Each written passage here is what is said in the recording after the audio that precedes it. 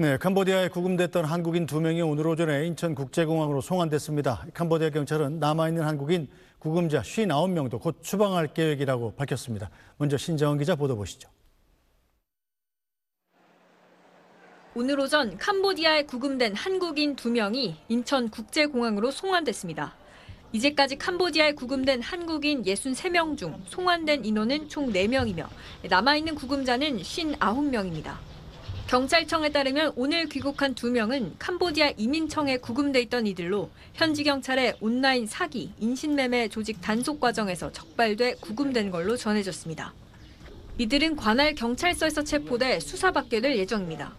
캄보디아 경찰은 어제 구금 중인 한국인 59명을 주 캄보디아 한국대사관과 협력해 추방할 계획이라고 성명을 냈는데 경찰청은 캄보디아 측의 일방적인 발표라며 아직은 협의 중이란 입장입니다. 한편 어제 현지에 급파된 우리 정부 합동대응팀은 범죄단지 현장 점검에 나섰습니다. 이에 앞서 훈 마네트 캄보디아 총리와 만나 한국인을 대상으로 한 사기 감금 피해가 지속적으로 발생한 데에 대해 강한 우려를 표명했습니다. 캄보디아 정부의 적극적인 협조도 요청했습니다. 마네트 캄보디아 총리는 유감과 안타까움을 표하고 용의자들이 체포되도록 노력하겠다면서도 한국 정부가 최근 캄보디아 여행 경보 단계를 높인 걸 두고 투자와 관광에 악영향이 우려된다며 단계를 낮춰달라고 요구했습니다. 합동대응팀은 불가피한 결정으로 상황이 나아지면 하향 조정을 검토하겠다고 답했습니다. SBS 신정은입니다. 네, 자, 캄보디아 사태 관련 상황 박성배 변호사와 더 자세히 짚어보겠습니다. 박 변호사님 어서 오세요. 안녕하십니까? 네, 조금 전에 이 한국인 2명 우리나라 송환이 됐고 나머지 59명 한국인에 대해서 캄보디아 당국이 전원 추방하겠다 이렇게 밝혔었는데 실제로 추방이 되는 모양이군요. 앞서 캄보디아 경찰이 한국인 59명을 한국 대사관을 통해서 추방할 계획이라고 설명했지만 네. 우리나라 당국은 아직 송환 협의 중이라고 밝힌 바가 있습니다. 네. 방금 냈던 속보에 따르면 정부는 오늘 저녁에 전 세계를 캄보디아로 보낼 예정입니다. 오늘 밤 송환 예정인 한국인 59명 대다수를 실은 채로 내일 새벽 인천국제공항에 도착할 예정인데 전 세계 운영이 실시간으로 이루어지면서 현장에서 급박한 협의가 이루어졌다는 관측이 나오고 있습니다. 네, 오늘 송환 대상인 사람들은 그러니까 캄보디아 경찰 당국에 구금돼 있던 쉽게 얘기해서 피의자 혐의를 받고 있던 사람들인 거죠. 59명 중 상당수는 범죄 단지에서 구출되었거나 또 다른 상당수는 각종 범죄로 인해 구금된 사람들입니다. 어찌되었건 모두 구금된 인물들이었는데 캄보디아 입장에서는 각종 범죄에 연루된 피의자로 보고 구금을 했거나 피의자가 아니라고 하더라도 적어도 불법 체류자로서 구금을 했을 가능성이 상당히 높아 보입니다. 이에 따라서 구금해둔 인물들이기 때문에 형식적인 절차만 마무리된다면 송환에는 큰 문제는 없어 보입니다. 네, 캄보디아 입장에서는 추방이고 우리 입장에서 보면 송환이 되는 거죠. 그렇습니다. 사실 외국에 있는 우리나라 국민을 강제로 데려오는 방식은 크게 2가지가 있습니다. 네. 첫 번째는 범죄인 인도 협정인데 이 범죄인 인도 협정은 우리나라 국민이 죄를 짓고 외국으로 도주한 경우에 우리나라가 그 외국에 그 피의자를 송환해달라고 요청하는 제도입니다. 또 다른 한 가지는 강제 추방인데 이 강제 추방은 그 외국이 자체 판단해 볼 때 불법 체류자이거나 그 나라에서 범죄를 저지른 경우에 더 이상 이 나라에 체류하지 못하도록 취하는 조치라고 할 수 있습니다. 네. 캄보디아 입장에서는 이들 인물들이 불법 체류를 하고 있거나 범죄에 연루되어 있는 상황이므로 캄보디아에 더 이상 체류하지 못한다는 판단하에 강제 추방 결정을 내렸다고 볼 수 있고 통상 외국인이 그 나라에 와서 그 나라 국민을 대상으로 범죄를 저지르면 그 나라에서 수사와 재판을 받게 합니다. 그렇지만 이 경우에는 피의자로 연루되었다고 하더라도 캄보디아 국민보다는 외국인을 대상으로 범죄를 저질렀다고 보고 강제 추방 결정을 내린 것으로 보입니다. 네, 일단 59명이 됐든 전원이 됐든 뭐 아니면 대부분이 됐든 간에 오늘로 돌아오는 한국인들은 이제 시설에 구금돼 있는 분들이고 현재 범죄 집단에 감금돼 있는 사람들은 또 이 인원에서 상관이 없는 인원이잖아요. 이미 신병이 확보된 인물들이 59명이고 현재 범죄 집단에 감금돼 있는 것으로 여러 가지 언급이 나오고 있는 인물들은 이 인원들과는 무관합니다. 이 인원들에 대해서는 우리나라 경찰이 첩보를 제공하거나 애초에 우리나라에서 캄보디아로 넘어갈 당시에 온전한 범죄 피해자에 불과하였다. 미필적이나마 보이스피싱 범죄에 가담하려는 의도가 없었다는 취지로 항변함으로써 구출 작전을 촉구하거나 일부 범죄에 가담하였다고 하더라도 캄보디아 국민을 대상으로 범행에 가담한 것이 아니라 아니라 우리나라 국민을 대상으로 보이스피싱 범죄를 저지른 것으로서 우리나라가 수사와 재판을 진행하겠다는 강력한 의지를 내비쳐야 비로소 캄보디아의 실질적인 조치를 이끌어낼 수 있을 것으로 전망됩니다. 일단 감금돼 있는 우리 한국인들 빨리 구해내는 게 필요할 텐데 지금 보도 나온 걸 보니까 이 범죄 집단들이 지금 캄보디아를 떠나가지고 인근 국경지대로 다시 쉽게 얘기해서 이 근거지를 옮기고 있다고 그래요. 사실 캄보디아에서 여러 범죄 단체가 횡행하고 있다는 보도는 어제 오늘 일이 아닙니다. 네. 그렇지만 3개월 전쯤 본격적으로는 지난달부터 우리나라가 큰 관심을 가지고 집중 보도도 이어지면서 이 범죄 단체들이 더 이상 캄보디아 주요 도심에 머물 수 없다는 위기감이 작용하고 있는 것 같습니다. 네. 동남아시아 각국으로 이전하는 모습을 보이기도 하고 적어도 국경지대로 몸을 피하고 있는 모습을 보이는데 국경지대 치안 상황이 좋지 않다는 소식이 여기저기서 들립니다. 국경지대로 옮겨가 우리나라 국민들이 역시 그 집단에 소속돼 옮겨가게 될 경우에는 구출이 더 어려울 수 있는 상황이라 신속한 구출 작전이 필요해 보입니다. 당장 어제 우리 정부의 합동 대응팀이 한때 가장 큰 범죄 단지였던 태자 단지를 둘러보았는데 이 네. 태자 단지도 캄보디아 경찰이 첩보를 입수하고 들이닥쳤음에도 불구하고 이미 텅 빈 상황이었다고 합니다. 과연 첩보를 입수해 적절한 수사를 진행했는가? 캄보디아 경찰이나 최고위층과 연결된 것은 아닌가라는 의심을 들게 만드는 대목이긴 한데 이 범죄 단지의 규모가 상상 이상입니다. 통상 보이스피싱 범죄를 저지르는 조직들 일부 구간을 설정해 두고 범죄를 실행하기 위한 각 업무를 분장하는 형태를 밟고 있긴 합니다만 네. 아예 그 안에서 모든 상황을 해결할 수 있을 정도의 규모와 시설을 갖추고 있었습니다. 이와 같은 형태의 시설을 그대로 다시 한번 옮길 수 있는 저력을 갖고 있는 범죄 단체들입니다. 네, 자 그런가 하면 기존보다 더 요새 같은 고급 아파트로 들어갔다 이런 보도도 있더군요. 이렇게 되면 더 잡기 힘든 거 아닙니까? 보이스피싱 범죄를 실행하는 현장은 거의 대동소이합니다. CCTV가 각 텔레마케터들의 컴퓨터를 비추고 있고 네.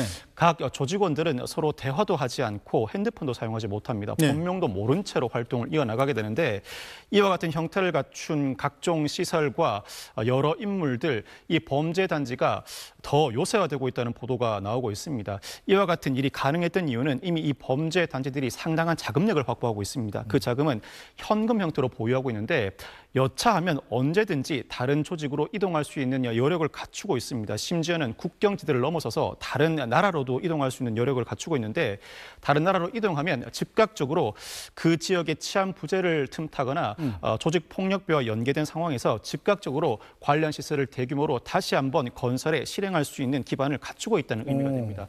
이와 같은 일이 반복되지 않고 시간이 흐를수록 구출 작전이 더 어려운 이상 신속한 조치가 필요한 상황입니다. 이 조직들이 어떻게 들어가길래 이렇게 급하게 근거지를 옮겨도 바로 활동이 가능합니까? 보이스피싱 조직은 기본적으로 피라미드형의 점 조직인데 이 범죄 단지들은 형태는 동일하나 그 규모가 상당합니다. 기업형이라고 평가할 대기업이라고 수 봐야겠군요. 있습니다. 사실상 대기업이라고 봐야 합니다. 통상은 중국인 운영자가 총책입니다. 네. 중국인 운영자 총책 아래에 관리책이 있고 그 관리책은 통상 각 나라를 담당하는 중국팀, 베트남팀, 한국팀, 인도네시아팀 등으로 나뉘어져 있습니다. 각 팀 아래에 모집책이 있는데 통상 모집책은 범행을 실행하는 현지와 우리나라를 오고 가는 역할을 맡게 됩니다. 나아가서 유인책, 송금책, 세탁책 등으로 나뉘게 되는데 이와 같이 업무 분장을 넘어서서 그 규모가 상당히 큰 만큼 검거에 큰 어려움이 뒤따르고 있습니다.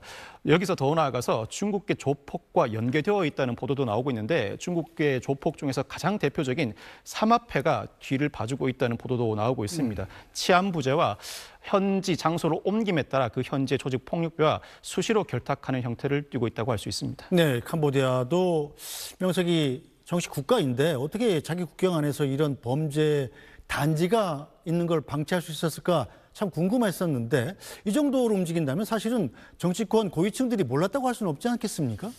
몰랐다고 할 수는 없고 손을 대기 어려울 정도로 커져 버렸거나 그렇지 않으면 일부 결탁이 있었다고 밖에 평가할 수가 없습니다.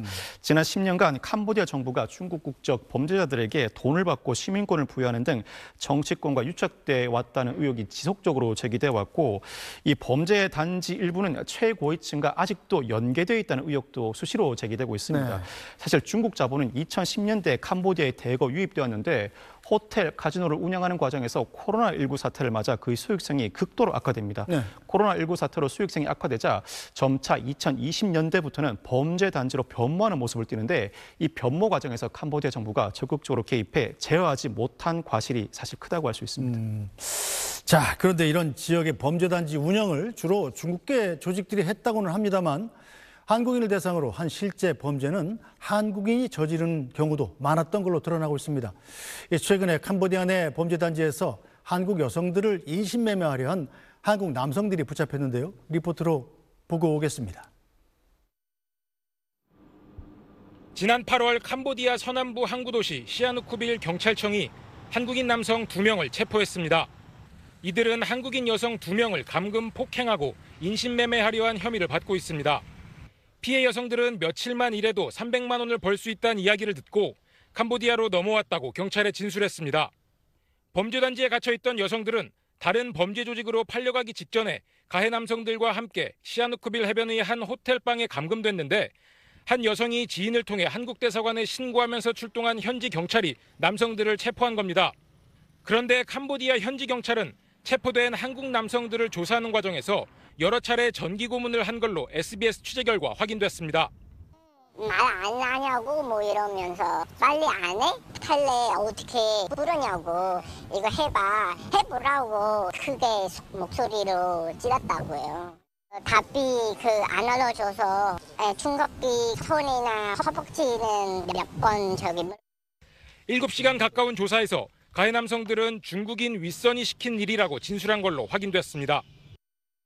네, 결국에는 이 한국인을 대상으로 한 범죄는 한국인을 시켰다는 얘기군요.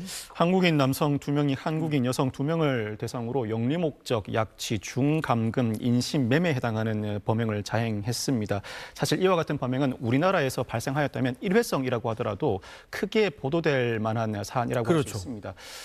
이 캄보디아에선 이와 같은 일이 횡행하고 있다고 평가할 수 있을 것 같은데 사실 중국인이 통상 총책이지만 중국인이 여러 국적의 인물들을 포섭해서 캄보디아에 자리를 잡는 형태로 범죄 단지가 그 체계를 갖추는 모습 이미 오래전부터 시작돼 왔다고 할 수 있습니다. 그 과정에서 여러 국적의 인물들 중 일부가 그 직급이 높아지면서 많은 보수를 받곤 하는데 직급이 높아진 만큼 그 역할도 단순히 텔레마케팅, 채팅 수준을 넘어서서 관련 국가 인물들을 포섭하고 나아가 납치, 감금하는 수준에 이른 것으로 보입니다.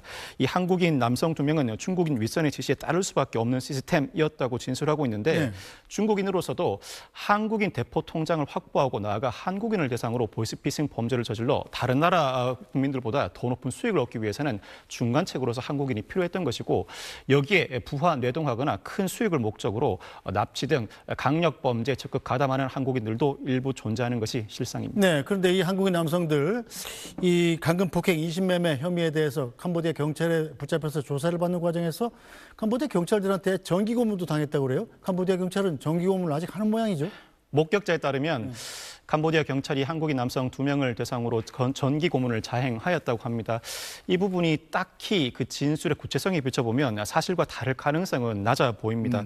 만약 우리나라였다면 이와 같은 전기 고문이 자행되었을 때 한국인 여성 2명을 감금, 납치한 범죄는 유죄가 인정되겠습니다만 이 고문으로 인해서 범죄 단지 내에서의 보이스피싱 범죄에 대해서는 무죄가 선고될 가능성이 상당히 높은데 캄보디아에서는 수사에 이은 재판 결과가 어떨지 궁금합니다. 어찌되었건 캄보디아로서는 나름대로 강력한 대책을 세워서 처분한다는 취지로 이와 같은 사안을 처리하는 것으로 보입니다만 고문이 자행된다. 범죄 단지 조직뿐만 아니라 경찰의 조치도 상당히 우리 일상생활과는 상당한 이격이 있는 상황이라고 할 수 있습니다. 네, 범죄를 저지른 줄 알고 간 사람도 있겠습니다만 모르고 속아서 간 사람도 있었을 텐데 현지에서 사실은 우리 국민이 도움받을 게 한국 대사관밖에 없잖아요.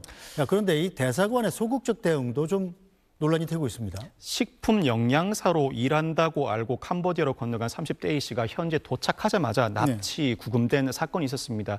이 A씨의 경우에는 보이스피싱 범죄에 가담한다는 미필적 고의도 없었던 것으로 보이는 상황인데 가까스로 주변 도움을 받아서 탈출하기에 이릅니다. 그런데 현지 경찰은 이 A씨를 피의자 신분으로 조사를 하기 시작합니다. 피의자 신분으로 조사를 받다 보니 가까스로 탈출하고도 한국으로 돌아가지 못하는 불안감에 휩싸인 A씨가 한국 대사관에 도움을 설명을 요청했는데 한국 대사관이 기다리라는 말 정도밖에 하지 않습니다. 가이드라인을 제시하는데 그 가이드라인 내용을 보면 허위 신고 시에 피해자가 현지 경찰에 처벌받을 수 있다는 등의 다소 받아들이기 어려운 내용들이 적시되어 있었습니다.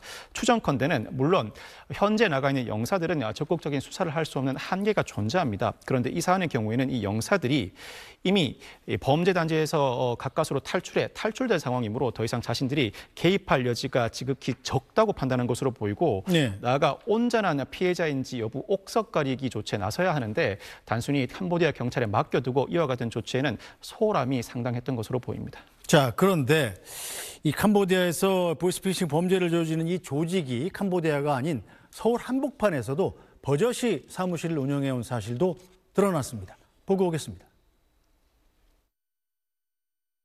캄보디아 프린스 홀딩스 그룹이 자사 SNS에 올린 글입니다. 지난 5월 프린스 리얼 이스테이트 그룹, 즉 부동산 계열사가 한국 사무소를 열었다며 투자자들이 캄보디아 부동산 시장과 글로벌 자산 다각화에 대해 논의했다고 적혀 있습니다. 홈페이지에 등록된 한국 사무소 연락처는 캄보디아 현지 번호. Due to an overload of calls, your call cannot be completed at this time. Please call again in a few minutes. 주소지로 적혀있는 한국 사무소를 찾아가 봤습니다. 서울시청 근처에 있는 공유 오피스에 있는 사무실인데 프린스 그룹의 간판은 없고 현재 다른 회사가 사용하고 있습니다. 여러 계열사를 거느린 프린스 그룹은 카지노와 부동산, 금융 투자업을 한다고 홍보했지만 실제로는 스캠 네트워크, 즉 사기 범죄 단지를 운영하며 전 세계인들을 상대로 인신매매와 온라인 사기, 자금 세탁 등을 벌여왔다는 의혹을 받고 있습니다. 자, 이 사람들이 한국에 사무실까지 열었다. 굉장히 충격적인 내용인데 왜 그런 겁니까, 대체?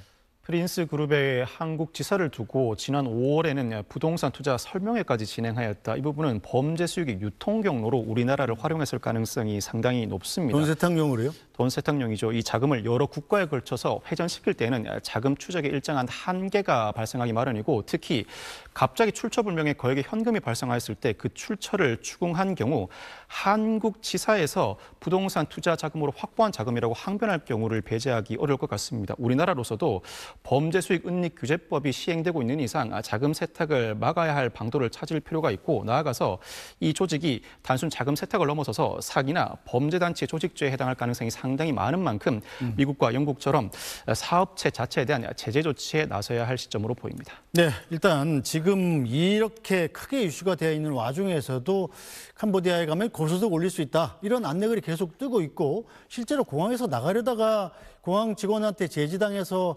가까스로 모면하는 경우도 계속 생기고 있습니다. 이거 어떻게 해야 됩니까? 사상 초유의 사태입니다. 어느 나라로 출국하려는 국민들을 일일이 확인해 보기 위해서 경찰이 탑승구에 대기하고 있는 상황입니다. 어제도 30대 남성이 아는 동생이 항공권을 보내줬다며 캄보디아로 출국하려는 상황, 경찰이 제재 확인해 봤더니 모르는 사람으로부터 텔레그램으로만 대화를 나눈 것으로 확인되었습니다. 이와 같은 일이 20대 남성에 대한 오늘 국가 출입국 제지 과정에서도 발생했는데 이를 두고 외국으로 출국하려는 우리 국민들의 일반적 행동 자유권 침해라는 반론도 제기될 수 있습니다. 네. 그렇지만 이 시점에서는 그와 같은 반론은 적절하지 않습니다. 일반적 행동 자유권 침해가 아니라 상황에 따라서는 불신 검문을 시행할 수 있고 불신 검문에 따라서 범죄 단체에 가입하려는 의사가 일부 보인다고 하면 곧바로 수사로 전환할 가능성도 내포되어 있습니다. 불신 검문과 수사 전환 과정에서의 일부 제지라면 이는 충분히 합리적인 사유가 존재하고 이를 비껴나가기 위해서 여러 광고가 자행되고 있는데 이와 같은 광고에 현혹돼서 여타 국가를 통해서 캄보디아로 넘어가려는 시도 더 위험한 상황이라는 점을 다시 한번 주시시켜야 할 것 같습니다. 알겠습니다. 오늘 말씀 여기까지 듣죠. 박선배 변호사 말씀 잘 들었습니다. 감사합니다.